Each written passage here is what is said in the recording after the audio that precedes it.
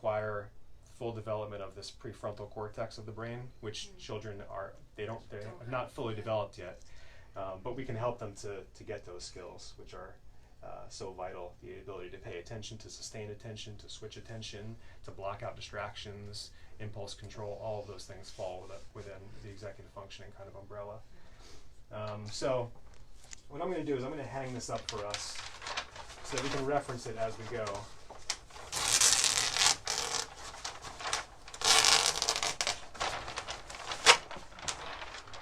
Maybe I'll put it over here. I'll put it next to guys first. There we go. Okay. So this side, these are the things that positive discipline is working towards. All of these life skills and social skills that we want our kids to have can be addressed and are addressed through the positive discipline model. Where we sometimes fall, I think a lot of parents that I speak to fall into the pattern of spending a lot of our time focusing on this side of things as opposed to focusing on this side. We spend a lot of time worrying about what's going wrong and thinking about what's going wrong and how to fix all of these things, and we spend relatively less time focusing on how to develop these things. So one of the things that I'd like to encourage us to do in thinking about this positive discipline approach is to put our focus on developing these skills as opposed to eliminating these things. Because if we're doing that, these things will diminish kind of naturally. So we'll come back to that, actually. Okay, so going back to something Laura mentioned and going back to the idea of what we're not talking about when we're talking about positive discipline. There are a couple of approaches that we as parents sometimes slip into and that we often take. One is being overly strict and one is being overly permissive. Positive discipline provides kind of a middle ground between those two.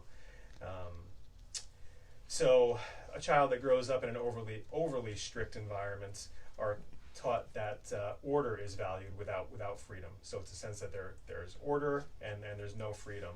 There's no choices. Basically the idea of an overly strict parenting approach is do it because I say so.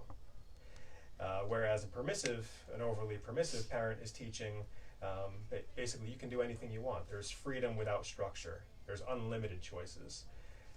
I know myself, I try to avoid doing this, but I do recognize within myself sometimes the tendency to fluctuate between these two, to bounce back and forth.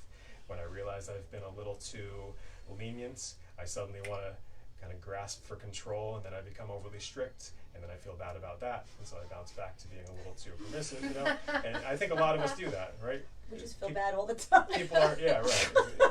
So positive discipline is a way out of that kind of back and forth, problem that we have. So it's a balance in between being kind and firm. Exactly. If you are too kind, you may not be kind to yourself, actually, if you think it that way, right? You're giving too much of the room there. And if you're too firm, then you're not giving any space to the child. Right. So as we get into talking about the tools, anytime that you're wondering to yourself, is what I'm about to do, is this would this fit into the positive discipline model? These are the criteria basically that all positive discipline tools have. They're kind and firm at the same time, and we'll talk even more about what we mean by kind and firm. They create connection between us and children, so they help children to develop a sense of belonging and significance. They're effective long-term as opposed to just short-term. They teach valuable social and life skills like we were talking about, and they help children to recognize within themselves their own capabilities, so to help children feel capable and confident. So these 5 criteria, if a parenting technique that you're using does not meet all of these criteria, then it's not necessarily a positive discipline technique. It doesn't mean that we're not going to use other techniques at times, but all positive discipline tools have all 5 of these characteristics. So related to the executive functioning skills, I think they feel capable. You know how we reinforce here of that they need to put their shoes by themselves, and all of that, help set up the table and all of that. And I'm saying you could start working on that since they are little, because that will make them feel capable, okay? Sometimes, and you're all here because you're great parents, you're not going to be perfect parents. I actually have something here because nobody's a perfect parent, but you want to do a better job at it, right? So don't feel that you have to do it all for your child. I think that is super important, especially for those parents that want to improve themselves as parents. You know, the tendency is to overdo it sometimes. Yeah. As Lara already mentioned, positive discipline is aimed at getting away from using behavioral kind of incentives such as punishment and reward. So let's talk about why. You know, why move away from punishment? Punishment tends to create these 4 R's. Resentment. So it's, for some kids, punishment is likely to lead to resentment. You know, a sense, some bad blood. You know, revenge. Some kids will be prompted to seek revenge. So I feel diminished now. I will make you feel diminished later. I will win in the end. You know, some kids are likely to develop that kind of tendency. Rebellion. Punishment in the long term is likely to lead to rebellion. So I often worry about parents who, with very young kids, come to me and they talk about using a lot of punishment and talking about how it works, because it does work to control a child's behavior in the short term. But I wonder what's that child going to do when they hit adolescence, you know? If they've been compliant, you know, because of punishment up until adolescence, are they going to then rebel in more extreme ways? Or retreat. You know, some kids are likely to respond to punishment by retreating, going within themselves, kind of withdrawing, you know? I don't think these are things that we want for our kids. And these are basically the long-term effects of punishment. In the short term, punishment may have an immediate effect, which is what draws us to use it, you know? So Jane Nelson, I think you already mentioned this, Jane Nelson has the phrase, beware of what works. Because what works now may not be what you want long term. And even before they are teenagers, you know, they can start showing some signs of this. You know, you may see that they are angry and they do, you know, things that you don't know where they are coming from. You know, they misbehave in a way that you don't understand why. Okay, it's all connected there. Yep. It's all connected. And even a little timeout, you know, could be taken as a punishment. Right. It depends on how we do it, and you know, if it's a positive timeout, let's say, we can talk about that's something very common. I think parents use timeout all the time. We will talk about So timeout. Yeah. It is very different to set up a positive timeout corner or cool off corner than saying you go on a timeout, you go to your room. So those are, I think, the kind of things that we may do all the time at home, you know, thinking it's not harmful, right? Right. But it Right. is. And sometimes changing something from a punishment into something more productive is a matter of just making a subtle shift in our intention and our approach. Yes. You know, so rather than use a punitive timeout, there is a way to use timeout in a positive way, and we'll talk about how to do that. You know, so it's really it's in part about just kind of shifting our energy kind of subtly, you know, from a punishing attitude towards an attitude of encouragement and focusing on what we're trying to develop, you know. And keeping in mind that a misbehaved child is a discouraged child. Yeah. So we want to help them feel encouraged. Okay, which is very, very difficult to understand, I think, right? Mm-hmm. It takes, you know, you may think, okay, am I rewarding this behavior if I do this? That's not really the goal. Right, right. And so rewards are kind of the flip side of the coin of punishment. You know, punishment implies that a child must obey because I say so, and reward kind of implies the same thing, although it's coming from a different angle. It also implies that you need to fulfill my expectations, and when you do, I will reward you for doing so. So it is still an external it's still motivation coming from the outside, as opposed to helping our children to develop intrinsic motivation, and we'll talk a little more about that concept as we go also. But so rewards, I mean, rewards are good, right? Why wouldn't we give our kids rewards? What could be wrong with that? So rewards are likely in the short term, you know, again, for some kids to be effective in the short term, but in the long term, kids eventually become habituated to the rewards. And so what worked, last week isn't working anymore. Why? Oh, because the kid, finally got their fill of M&Ms, or played so much video game that they can't take it. And, so the rewards lose their kind of, they lose their energy, after a time. Kids can become habituated to them, so they'll lose their effectiveness. And also, kids may think that in order to behave, they need a reward. Right. So that's what they're receiving as a message. Right. Okay, if you behave, then I'll give you something. Then, So when the if reward, they don't receive something, exactly. Then why would they behave? Right. When right? the reward is not present. And as adults, if you think about it, we function in the same way because the society is based on punishments and rewards. Yeah. So we're really going out of the stream here, okay, in the school and as parents. And that's why it's a little bit more difficult to understand these concepts. Yeah. Right? If we Yeah. do something wrong on the road, we'll receive a ticket, right? Yeah. So the whole system, not just of education, of society, is based on punishments or rewards. Yeah.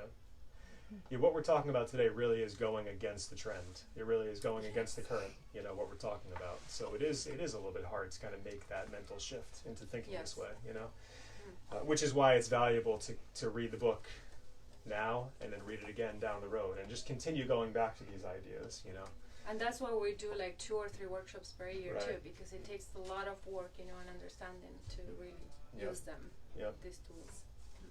This whole idea of getting away from punishment and reward is one of my favorite kind of parts of positive discipline, and one of the parts that I that I use a lot in my work with parents, because I really believe we want our kids to develop an internal locus of control as opposed to feeling controlled externally, through reward and punishment. All right, let's talk about listening. Earlier I said I was going to come back to the idea of listening and what that actually means. When we say my kids don't listen, often what parents mean is my kids don't obey. They don't do what I say. It's really, those two are not the same. Really often, usually kids are listening, and they're making a choice not to obey. So some of the reasons that kids might not be listening, listen or appearing to listen, one of the things one of the questions that Jane Nelson asks in the book is, well, are we modeling what listening actually looks like? Are we ourselves being good listeners? Are we teaching through our actions and our behavior what listening actually entails? This goes back to a foundational aspect of parenting, which is that modeling is the most valuable, What you mentioned, Maria. Yeah, modeling. It's one of the most powerful things we can do as parents is to simply model what it is that we want our children to follow, to embody that. So a lot of parents, for a lot of different reasons, when our kids come to us with problems, when they're telling us something, we often jump right to explaining, or if they have an issue with something we did, they're complaining about something we did, we get into defending ourselves. Well, I did that because of this, and if only you had done this, I wouldn't have had to do that. So we get into a lot of that kind of stuff. Lecturing. Talk out of feelings. What did I mean by that? I'm not sure, so I'll skip it for the moment. Fixing is another pattern. Well, like saying, don't cry, you're a big boy. Oh yeah, don't cry. Talking, that's what I meant. Don't cry, denying, Yes. The feelings that really, to be angry is okay, but Right. what you did is not okay. Right. To point the behavior, not Right. the child being. Yeah. Right, I hear a lot of parents say things like, you don't need to be angry. Oh, there's nothing to be upset about. You'll get ice cream tomorrow. Many or whatever it things is. Trying to talk children out of their feelings. I think that's the way that we're attempting to soothe ourselves. It's distressing for us to see our kids in distress. And our sometimes our initial reaction is to just stop them from feeling so that we don't have to feel it, Long term, that's not helping our kids to develop tolerance for their feelings. We put tolerance up there. Part of tolerance is tolerating our own internal experience, And I think it comes to mention this because I actually love this. It was it is not your job to make your children happy. I'm not sure if it sounds as important as it sounds to me. It is because I always felt that it was responsible to make sure everything was okay, and it's not really. So that will create weakness actually.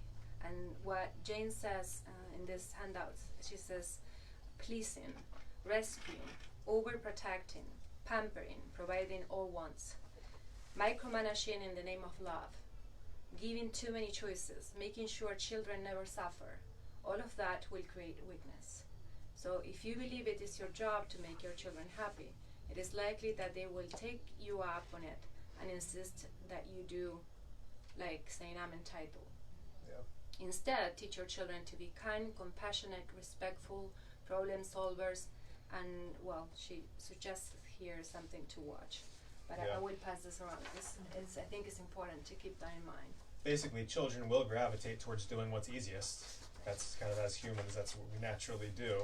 And so if we're making our kids' life too easy, they're just going to slip into that and expect life to be easy, right? Or if we are telling them also, don't cry, you're a big boy, make us maybe feel better because our child is able to, handle the emotions, but it's really hiding them, Yeah. not really Right. expressing the emotions. So, Right. it may look good for the neighbors, that our child behaves all the time, Yeah. or doesn't cry or something, but it really Yeah. doesn't help the child. This is all making me think there's a big one not on the list, Oh yeah? What's that? I think, which is the self-care. Self-care, So- of course. Yeah. And if you're not in touch with yourself and your emotions, then Of you course. cannot do anything to soothe yourself or do what you need to do to care for yourself. And then that upsetness you put onto other people if you don't know, or you expect someone else to take care of it for you. Of course. Yeah.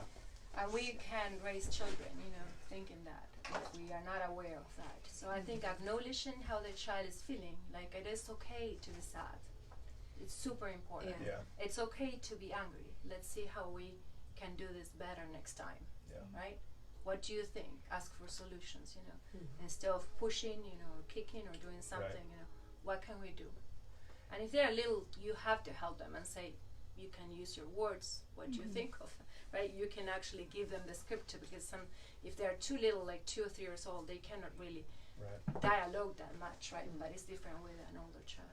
Anger, for example, sadness, some of the big ones that are hardest for us to see in our kids. Just because we don't see them at the tip of the iceberg doesn't mean that they're not below the surface, and they're much more troublesome when they're below the surface than when they're at the tip. And we can do something with them when they're at the tip of the iceberg. So, yeah. So encouraging our kids to express their feelings in appropriate ways is so important. Fixing and solving kids' problems is something I see parents get into all the time, and a tendency I recognize in myself to want to fix, to want to make better for them, So This- what would that look like for a 2 or 3 year old? One thing that's coming to mind for me is, I think this happens a lot, I see it everywhere, is that two kids are, there's some conflict over a toy. They both want the toy. I often see parents jumping in and deciding for the kids how to handle the situation, just making all the decisions, telling them what to say to each other, right? Yes, and if it's forcing just, apologies and those kind of.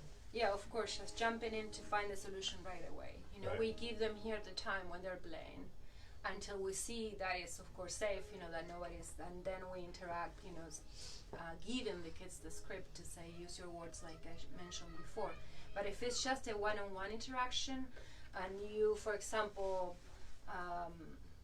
they drop something on the floor and you go to rescue the child and pick it. Don't worry, you don't need to cry about it, I can pick it up. Let's say something exaggerated, right?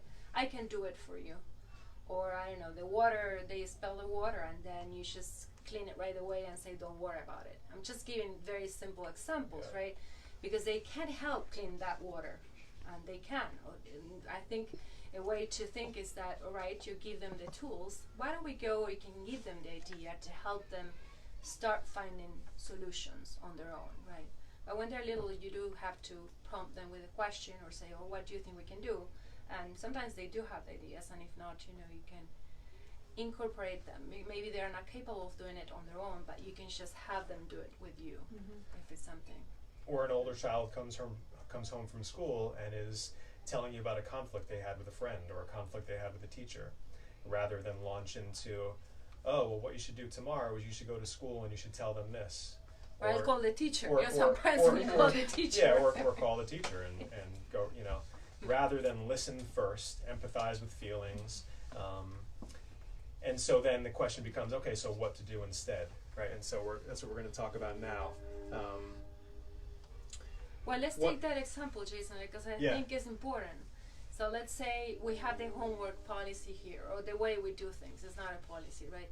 The kids take homework to do on their own at home, right? And if the parents jump right away to help them, is that really doing them a favor?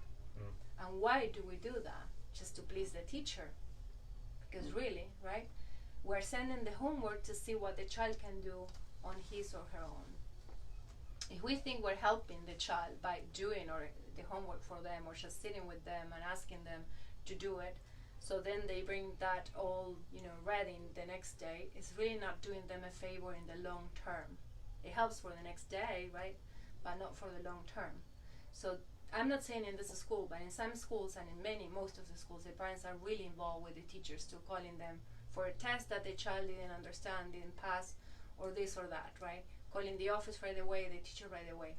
And I have to tell you, because my kids went through college or they are in college, they have to use those tools on their own when they're 20. They have to be the ones saying, this is not right, the test, I didn't know it. So you need to start preparing them for all, even if we're not doing this for the, just to prepare them for college, because that's not the point really, to prepare them for life, to deal with stuff. So instead of just doing it for them and sending it back, Yes. and if the work isn't getting done or correctly, actually questioning, why is my child not learning these things to the level where they would be able to do their own homework when they get home? What's the problem? Where's the disconnect, right? And putting it and exploring it further, rather than just slapping a Band-Aid on it and fixing it and sending it. Yeah. Yes, of course you can talk about what the philosophy of the school is, or the pedagogy and all of that, with the teacher, but just trying to fix it right away for the next day, for the result of the next day, or calling the teacher and saying my child forgot to do the homework. I think they have to start facing it, because it's not so serious if they're in second grade, without the homework, or fifth grade, but when they have to work, they have to really do it on their own, right? So just thinking of that they are more capable of what we think, they are. And also, they're really capable. And also in terms of our own tolerance, building up our own tolerance for allowing our children to experience some discomfort. Yes. Especially when the stakes are low. Elementary school, the stakes are low. Allow them to experience a little bit of failure. Allow them to experience some things not going the way that you want them to, or they want them to now. Better for them to experience it when the stakes are low, rather than when they're older. So these 4 steps, these are kind of, as I'm thinking about it now, these are kind of like steps for active listening as a parent. So how to listen when a child comes and expresses some kind of problem, or they're experiencing some kind of problem, or you're trying to get their cooperation. They're not listening. They appear not to be listening. They're not doing what it is that you want them to do. How to kind of get their cooperation. First, children need to feel listened to. They're only going to be willing to listen to us if they first feel listened to themselves. So how to give them the experience of being listened to in a way that will make them more amenable to cooperating. So first, simply expressing that you understand how they feel by reflecting the feelings that you hear them talking about. Oh, I hear that was really hard for you when Samantha kicked you on the playground today, or whatever it was. That I can tell that made you really upset, or you're really sad about what happened. So simply just reflecting the feelings back, letting them know that you hear what they're saying.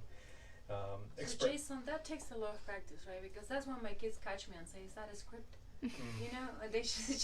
It's just so hard to say it naturally, right? Oh, maybe. Or yeah. So it takes practice, all of this. Yeah, You have to practice with yourself sometimes, or with a friend, and say, "Okay, how does it?" And because it's not easy. We also might get it wrong. We also might be wrong. Yes, or maybe you're saying, "Oh, I see that you're angry," and the child is not angry, right? Yeah. You're just putting words in. Well, but that gives them an opportunity to correct you, and then then no, Mom, I'm not angry. I'm this. It was really like this. It gives them a chance to begin verbalizing for themselves what was going on. Which is good anyway. Yeah, exactly.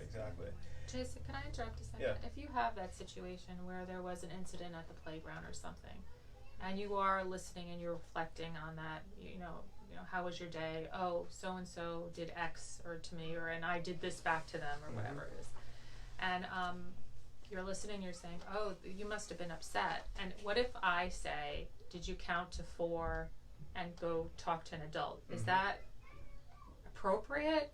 Is that me putting a solution in there? It's appropriate, but you're skipping ahead a little bit. It's appropriate for a little bit later on. Okay. So that's like the 4th step in these 4, right? So first you want to make sure that you're reflecting feelings, and especially for young kids, part of the value in reflecting their feelings back to them is that you're giving them vocabulary to use. You're teaching them an emotional vocabulary so they have words to put to their experience. Next, expressing some empathy. So, you know, maybe sharing a personal story about a time when you experienced something similar. You know, but not first. Don't jump to your own experience first. First, let them know you hear their experience, and then express empathy by, oh, I remember, you know, when I was in 2nd grade, this happened to me. I wonder if you felt somewhat like I did then, or, you know. Then maybe sharing your current feelings and perceptions about the actual situation that's going on. Well, so it's interesting that you see it that way, and, you know, I see it a little bit differently. Would you like to hear how I see it? So then sharing our adult perspective. But we can't jump to that first, because they'll tune us out, because we have not yet heard their perspective. So that's why the order of these steps are somewhat important. And then, as a 4th step, getting into solutions, what to do about it. So the getting into what to do about it and fixing the problem comes as a last step, you know. Often we jump to that as a first step. That's really the last step, once the conversation about the internal experience, you know, how we've experienced it internally has occurred. So first, you can elicit their own ideas about what to do. And if they need some help and some encouragement, some guidance, then we can make suggestions. Or we can ask them, would you like some suggestions? You know, would you like to hear how I might handle this? Or would you like an idea about what you could do? So being careful not to flood them with what we would do. Try to get them to reflect on what they would do first. So how do you stop yourself from being, because so I guess, on my opinion, I feel like I'm doing adult things with the child, the 2.5-year-old, like count to 4 and go find an adult, or if feel like you're angry, I'll give you something cold to hold on to, or you know, stuff like that, which is adult kind of things, you know.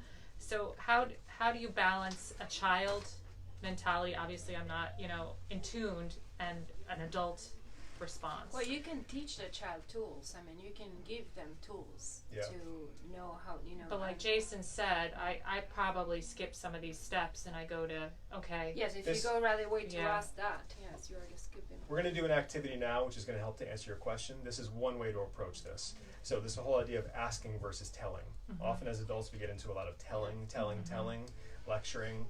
Kids tune us out, or it's over their heads because it's not really resonating with their experience. So shifting and this takes a little bit of practice, shifting our focus from doing a lot of telling to doing more asking, and asking curiosity questions. So so for now we're going to do an activity to kind of shed some light on this idea. So I need 3 volunteers who would like to participate in this activity. Okay, I have 1. Do I have a second? 2. I need a 3rd person. Okay. So I don't think you're going to be on the video, so don't worry. Just your voices. You know. Yeah. So I need 1 person to volunteer to be the child in this situation. Who wants to be the child? There's no acting that you have to do in this, so don't worry about. You'll be the child. Okay. So then you guys are going to get these. Okay. Would you like to be the teller or the asker? I'll be the teller. Yeah, you be the teller, you be the asker. Alright. So you'll be reading from the telling column, you'll be reading from the asking column. Okay. And what I'd like you to do is you're gonna bounce back and forth. You're gonna get up, walk over to give me names again, I'm sorry. Marianne. Marianne. Jessica. Marianne, Jessica. So you're gonna bounce back and forth between Marianne and Jessica. And each time, so when you go to Marianne, she's going to read from the telling column, and when you go to Jessica, she's going to read from the asking column. So we're just going to go kind of like one at a time, back and forth. And as you're listening to what they have to say, I want you to be kind of reflecting on what you're thinking, feeling, and deciding as you're hearing them, okay? So what you're thinking, feeling, and deciding. And everybody else who's listening too can be reflecting on what you're thinking, feeling, and deciding as you're hearing the 2 approaches, okay? So. And how old am How old would you like to be? 5. Okay, you're a 5-year-old. Well, no. How old are your children? He's almost 3. 3. Same. And yours is young too. So Same. I'll be 3. Okay, so you'd be a 3-year-old. All right. So you're getting into 3-year-old, but okay. All right. That's good. All right. Just getting into the character, yes. Okay, so go ahead, get up and start with Marianne or Jessica. No, actually, you're going to be the one to get up. You're just simply going to walk back and forth and do the yeah. Okay, it's time to go brush your teeth. I don't want to. Hey, what do you think we need to do to get those teeth squeaky clean? Toothpaste? Good. And So- where do we put the toothpaste? Can I jump in just for a second? That was so good. I love Jumping in the moment. I love the role playing. I love the really getting into it. I want you to be able to put your focus on what you're thinking, feeling, and deciding as you're doing this. So I don't want the acting to get in the way of being able to focus on what's going on inside for the moment. Is she supposed So- to say no, how she feels no, after each Oh, of just us? I Say really don't want you to Just- say anything. I simply want you just to listen Oh, okay. and just notice your Just experience of notice, hearing okay. each approach. That's all I want you guys to do. Oh, Yeah, very simple. You guys were doing more than you needed to. You're very, very good students. So we're Yeah. okay. Don't forget your coat. What are you taking outside with you so you don't get cold? Do your homework. So, what's your plan for homework tonight? Stop fighting with your brother. How can you and your brother solve this problem? Okay, put the dishes in the dishwasher. What have we decided to do when we finish with our dishes? Hurry up, get dressed, or you're gonna miss the bus. What can we do so we catch the bus on time? Stop whining. How can we communicate more respectfully? Pick up your toys. What is your responsibility when you are finished playing with your toys?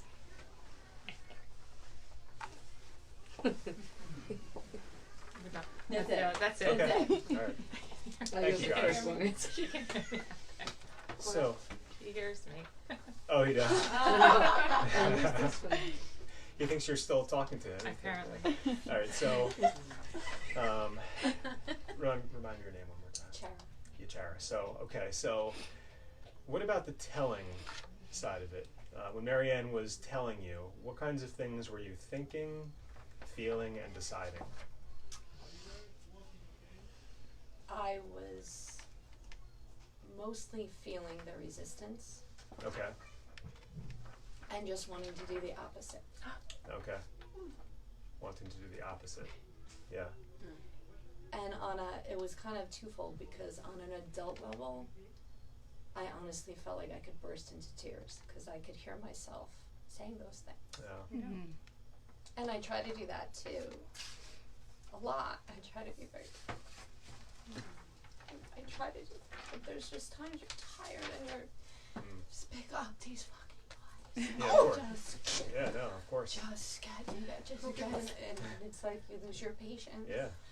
Well, you But saw I the one felt time I it. said it, I closed my eyes because I actually say it just like that. So I totally understand what you're saying. And honestly, from me saying it, it was making me sad that I had to say Yeah. it that way. I was like disappointed in myself for having to say it that way. Because you're saying it as a parent from your perspective, as a parent and the things that need to get done. But when I was a child, it was just a great exercise because it feels so different Yeah. when someone is speaking to you that way. And I'm even your size, imagine them being these little beings Right. and these big beings speaking down to them. Char, I want to say something that actually I have one copy. It says, not so perfect parenting. Keep that in mind, because here actually there are two images, and one says sometimes you feel good about being a parent, and sometimes you don't like being a parent at all, right? And actually there's a paradigm shift that I will give you to, and in discouragement toolbox it talks about nag, yell, threaten. That means, all parents do this, so don't feel bad if you do it here and there, or, for some reason all of this is here, because there are many parents struggling with this. We are tired, we have so many things to do, we want that to be happening now, you don't have the patience to wait, and all of that, but they're learning from that too. They're learning that we can also, make mistakes, or maybe find the best words to say something. And you can always go back and say, remember, what happened 1 hour ago? I'm sorry, mom is tired. And it's good for them to hear that too, because we're humans. I mean, we're not perfect for sure. Yeah. That's one of the tools, actually, that Yes. one of the positive discipline tools in the book is teaching that mistakes are opportunities to learn. Yes, it's super important. So doing just what Laura said, what great modeling it is. If we screw up, if we yell, we curse, whatever it is we do in our worst moments with our kids, if we go back afterwards and we approach them and we apologize, Yes. and we let them know that we screwed up and this is how we're going to try to do it differently next time. What great modeling that is. Don't we want them to be able to do that when they screw up, right? So we're not going to get this perfect all the time, but if generally we are doing more of the right thing, and when we screw up, it's not such a big deal. So What's so interesting that just came to me? It's Is how you always think in life some people are leaders and some people are followers, but if you ask a mom and you say, what kind of person would you want your child to grow into, you would say, I want my child to be a leader, Yeah. But how are we training them to become leaders if what we're showing them is just be a rule follower? Right. So why are you following these rules? Right. correct. You're right. We need to follow them sometimes to give them the experience of actually being a leader. Yeah. So now I'd like you to thank you for sharing, by the way. Now I'd like you to reflect on what you were thinking, feeling, and deciding when you were being asked versus being told.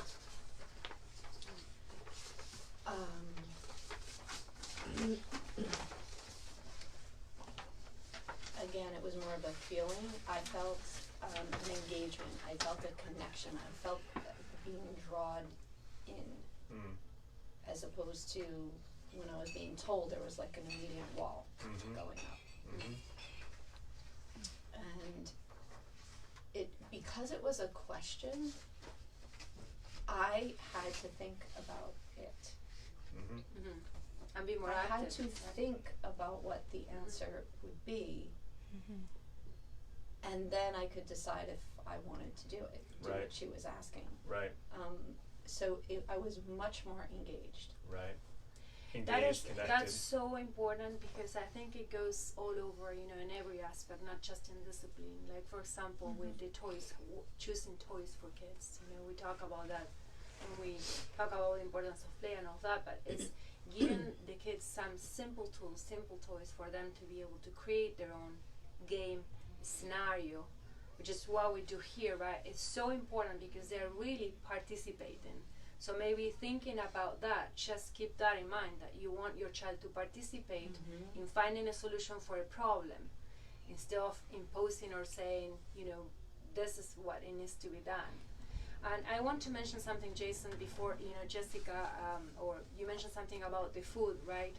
And in my experience with children, the two issues that we cannot control at all, almost, are food and the toilet training, right? And so I've seen through the years the parents helping into, changing the behavior with either eating time or, toilet time, when they focus on something else. For example, if the child really needs to have control, then giving them control in other areas. And I think we're going to talk more about that with the mistaken goals, opportunity, or if they need power, if they're looking for power, giving them power in other areas. And then you will see that when it's time to eat, they may just do it. It's like magic. But we'll talk more when you're gonna get to the chart, right? Yep. We'll talk more about it, but keep that in mind. So you may want your child to do something, and then it's not happening because you're imposing it, but also because you are not giving them the power of having a choice, or to control, the power of controlling their life. Think of, that if you're a child, when you wake up, you pretty much, your parents know everything that you're going to be doing that day. Imagine how you would feel if somebody tells you, what to do all day long. Yeah. One of the most profound things, Char, that I heard you say was that when you were being told, you were focusing on not doing what it was you were being told to do. So in a way, Yes, Marianne was teaching non-compliance, teaching disobedience. Whereas when you were being asked, your focus was on, how am I going to do this? How am I going to comply with this? First of all, will I? And then if I decide to, how will I? So it really engaged so much more of your own thought process, You bring them to the issue. Yeah. You invite them to come and find a solution with you. Yeah. You don't leave them alone, because you can also help them find a solution. Right. You're there to guide them. Okay. Yeah. What kinds of things would you say you were learning? Or you have it in from terms of- previous one? Look at this story. Laura is like she's like I want to say a something. veteran in this workshop. Well- I have to say, and Laura has to go, so I want you to look But I at have this to tell you volume something. too. I keep looking at the current challenges, just so you know, the whole time we're sitting here, and I'm thinking, I think that's one of the reasons why I think I can be too permissive sometimes, is because I'm doing a lot of those things. I mean, I'm not hitting anybody up, but but I have a lack of focus too sometimes, or I have issues with transitions, and I'm So not being a modeling role it, model. and then you're saying, oh, I want Leo to be able to do it. So I feel like I hear parents asking the kids to read, or wanting the kids to read very soon, at a very early age, and I ask the parents, do you read, right? It's the same situation, basically. If we ask the kids to, do something that we're not doing, it's really... But I just want to say, that's why I said you can get something every time, and all of a sudden, not that I don't know that, I'm obviously aware of it, but I'm looking at it, I really like how you wrote all it out. It's really good. Yeah. So Laura, with the chart, of mistaken goals that we're going to discuss soon, I found this very helpful too, this guide. So it's maybe something new for you, that you've been coming for so many years. No, you didn't have that one. Okay, thank you. So just look at that one. If you No, have, you because have the chart. honestly, I know the whole time I was thinking, it's really me that I have the issue with. It's not him. It's me and how I'm reacting to the situation. It's not really the behavior so much, as much as my reaction. And that's why I keep coming back. Okay? Have a good day. Hurricane with that thing. I thought it was going to rain. I'm sorry. I know. I need one like that. More later. Should we go? What time is it? How much time do we have? It's 10:47. Okay, so let's introduce the mistaken goals chart. Okay, Wanna so do I'll that? pass this around, and since it's here, do you want one or do you have one? I have one. Yeah. And then I would pass this around also together with the chart, because it says how adults may contribute to these mistaken goals. And so this is the column that I mentioned to Laura. I think is very important that we reflect about this part.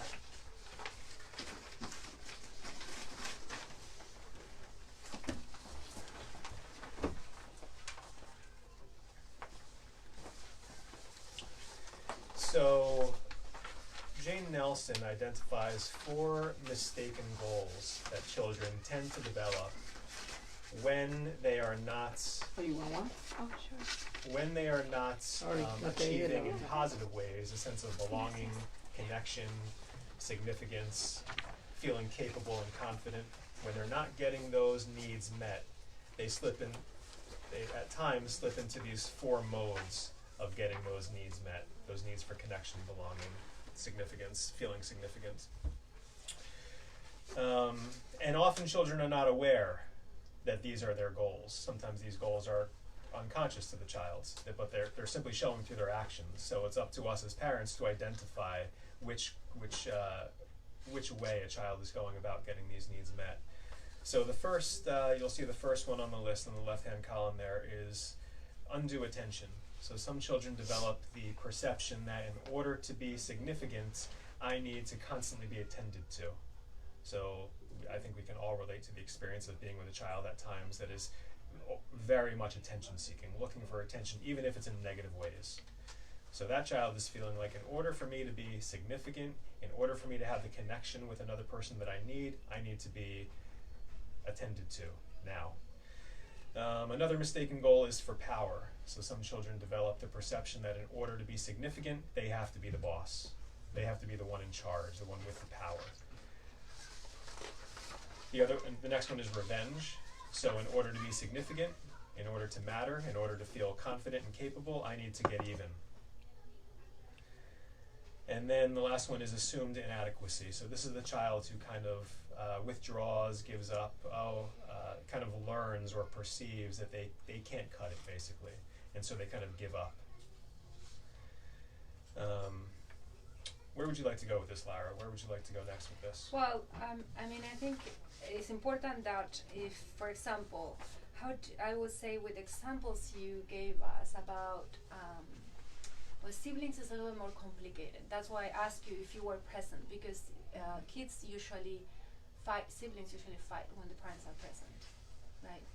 And then what Jane recommends is to just step away from it and say, okay, when you're ready, then we can talk. Or just stop the car and say, okay, when you stop fighting, then we'll continue. I'm pretty much not getting involved with it. We can talk more about it. But with your example, Jessica, and I'm sorry I keep going back to the example of the food. So how would you feel? How do you feel when that happens?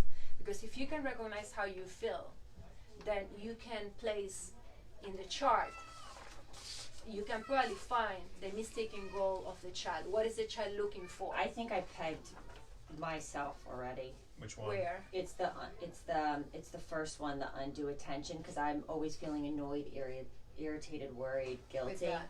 Okay. And I tend to remind and coax, and I'm doing things that of course he could do for himself. And it's become more obvious now that I had the twins, because it's unsustainable. What I do for Donald is unsustainable for 3 children at this age. It's not possible. And in the long term, you have to think, when he becomes more independent also. And I'm on the verge, because Donald he says a lot. He says, can I help? Or Donald do, or he wants to do all these things. Of course, yes. And I do a lot for him. I do a lot. So I don't know where we're getting with this. Well, but it's good that, I'm sorry. No, it's okay. I just want to highlight for a second something you're saying, which I think is important. A lot of us experience this, is that sometimes it's easier for us as parents just to do it ourselves. Yes. To have a 3-year-old kind of help make dinner, we're going to end up having probably a mess on our hands at the end to clean up, which they can then help with, but probably we will end up doing the cleaning also, because it's, again, easier for us, it's quicker, easier for us to do it. But it's really important, especially for a kid who is really needing and wanting that attention and really wanting to contribute. Really that looking for seeking for attention is a desire to contribute. So we need to find ways to help the child to do that. So if you go to that most right-hand column, there's some suggestions for how to include a child that may be looking for that attention that way. So in the other sheet that we passed around, you will see how adults may contribute, which is what I mentioned to Laura before she left. So let's think about undue attention. And what you were saying goes with this. I don't have faith in you to deal with disappointment. I feel guilty if you aren't happy, right? The second one.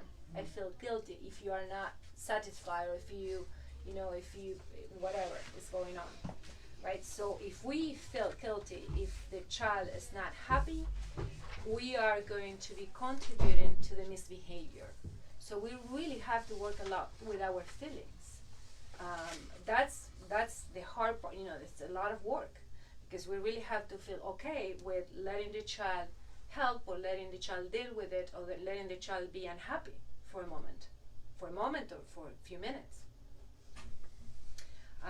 So if we keep that in mind, I will say read the chart when you're home and really study, because it helps so much.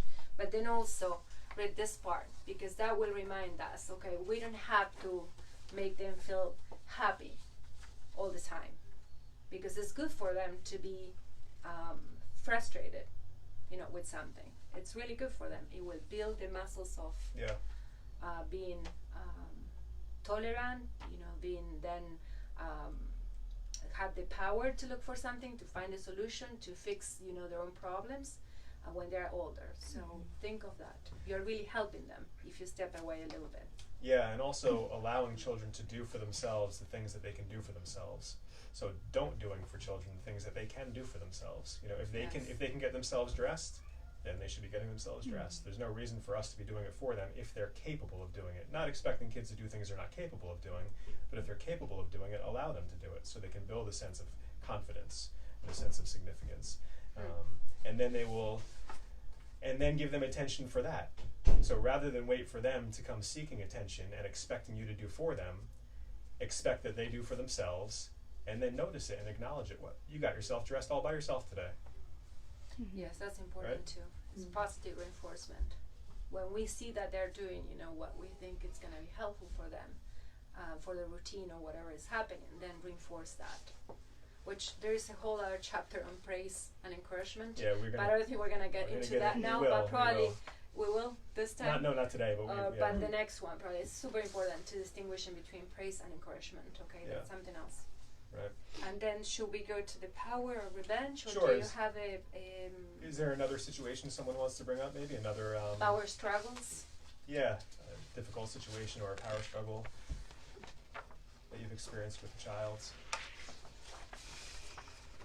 Or instead of that, looking at the list, the second column there, looking at the feelings column there, do you recognize, is any of that familiar to any of you? Does anyone recognize in themselves a tendency to kind of feel one of those sets of feelings in relation to their children? If you feel challenged, threatened, defeated, or determined, then the child is probably, the goal of the child is to have more power. And I mentioned that before. I think giving them power in other areas, for example, if you have a power struggle every time you want to bring your child in the car, sit your child in the car and buckle them in the car seat, just an example, which I know, sometimes it happens with little kids, right? And you enter into a power struggle. Now you have to do it, now you have to do it, okay? So you feel challenged there, right?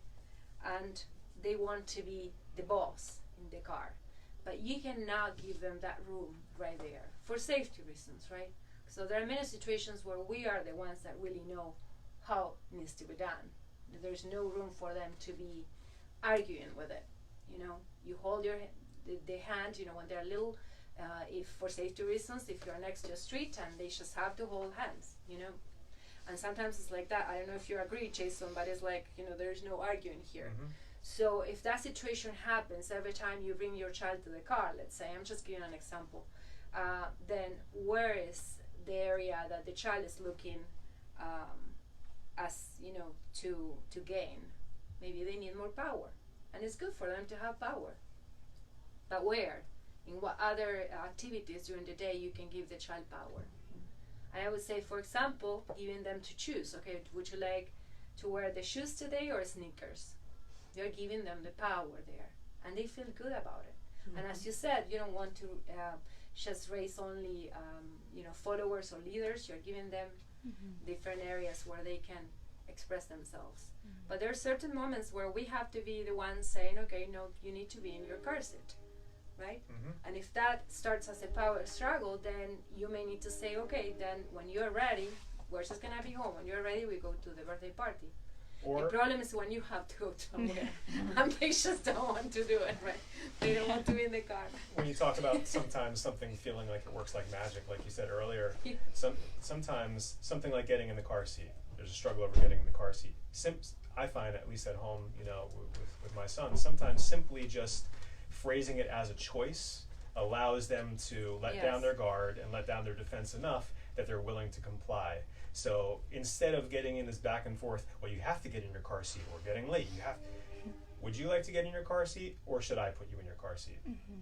Are you going to get yourself in, or do you need me to put you in? And sometimes that just totally takes all the struggle out, and he's like, I'll do it. And he just hops right in, because he has been given a choice. Yeah. Or the power, too. you know, He- which well- they're looking for. In a power struggle, Yeah. they're looking for power. Right. So that's very clear. If you enter a power struggle, you have to know you will lose it because they have all the energy. But also, no, It's you true. have to know. Don't even enter into Oh a power my struggle. You won't right? win. Or you You either won't make win. a decision or you give them to make the decision. But if you know, if you say, okay, we have to stay here until you're ready, you should say that, right? Right. Because you're there. But the power is very clear in that sense. You know, they will look for a power struggle. Very, you know, at any age, they don't have to be little. At any age, they can look to get into a power struggle because they know they win. I tested that. They know because you are in a million things. You are busy with so many things. Your mind is in many places, and they just want that Yeah. one thing. They that think, oh, toy, watch TV, whatever you're entering. So remove yourself from the power struggle. Give them two choices. Yeah. You know, a little tricky. If they're older, they may find that you're being tricky. Like, Well, yeah. Oh yeah. They Make will sure they say, don't watch "This this is- or hear me." Oh, okay, yeah. We don't want them to be watching this, but just secrets, you know. And you can give them two choices and still have them do what you really want them to do, which is to sit on the car seat, because they have to sit, right, be on the car seat. So that's about the power. I think is probably That's a big one. clear in that, and it's a big Yeah. one. Yes, we do get into power Oh struggles yeah. Oh yeah. all the time, as adults too sometimes. I think that's maybe partly because we live in such a competitive society where we're so in the mindset of winning and losing.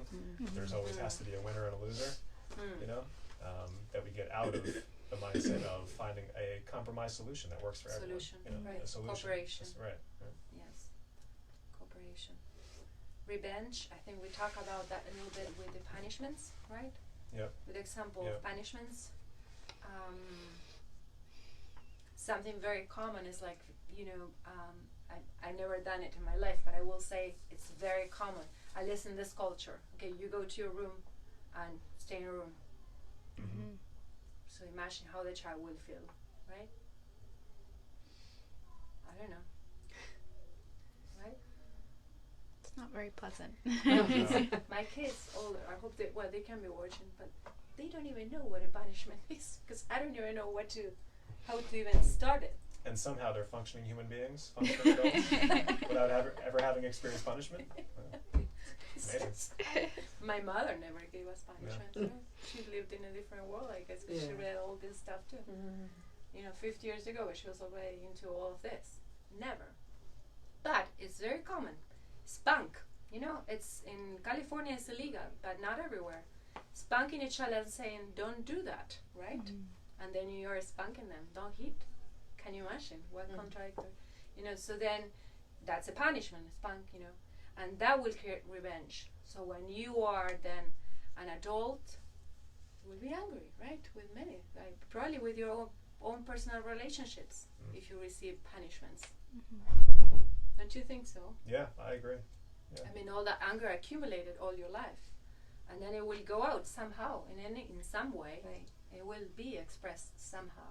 Absolutely, in your relationships, in Yes. your marriage, somebody isn't doing what you want them to do, well, I'm going to punish you one way or the other. Yes, or you will expect to be punished to get something done. Yes. I don't care. I don't do it. You know, I didn't get a ticket. I sneak with this. You know, Right. whatever. As long You as don't do it. You Right. don't do it because you know you don't have to do it if you don't get a punishment, Right. right? It's like the same as the reward. Why bother doing it if I'm not getting a reward? You know, a trophy or all of that. You know, which is a stupidity. I have to say it. It's all stupidity. I know it's a bad word and we're in a school, but it was very clear to me when the founder of the schools in Argentina, who was my professor, and she was very wise, would use that word for some moments that we have to say, "Wake up." You know, this is not what we want for our child. You know, wake up. Well, it's a lot of conditioning I think we have to break. We've been conditioned to think these ways and to behave these ways and to relate to each other in these ways, and it's just kind of a new way of thinking. You know. It's a new way of thinking, but we have to wake up because we are doing all what we can to be better parents, right? And we are great parents. We just want to go one step forward into this road that is not easy. Yeah. It's not easy, but we can do it. I think it's probably 11 o'clock, right? 11. Yeah. 11, yeah. Okay. So just as a reminder, there are 2 more of these workshops coming up, which will build on what we've discussed today. Today we kind of laid the foundation for what positive discipline is all about, and in the next workshops we'll kind of get into more and more of the tools, and how to actually implement these ideas that we've been talking about. So There's a lot to think about, right? Yeah. Okay, any final words? Thank you Yeah, for yeah. coming. Thank you. I hope you'll come back to the evening one. Let me just say the dates though. Yeah. For the next one, so we'll. It's on November 7th, from 7 to 8:30. Correct, Marilyn? I think it's the 14th. The next positive discipline. No, I'm sorry. It's November 14th. Yes. Yes, November 14th is the next session for positive discipline, and the And next. that's at nighttime? It's at night It's a time. Thursday evening, yeah. Yes. Do you have the hours there, Marilyn, that we can share? So Yes. November 14th, It's 7 to 8:30 on the 14th, and 7 then, to 8:30 then. yes. And the next event we have in the school is on Thursday, October 17, from 7 to 8:30, and that is a day in the life of a Cottage school student. We hope you come. You all can come because it's really fun. I can pass this around if you didn't sign up. That's yet. really a great chance to see how what our kids do on a daily basis, right? Yes, Like, correct. yeah. So you can be the one using positives now. Yeah. Doing something hands-on. Well, maybe we should incorporate, a little playtime. We do playtime in that workshop, and we can perhaps get into, using a little bit during that time, just to show the parents. I have to see if Gil's gonna be home before I Okay. Thank you. check. Thank you. Thank you.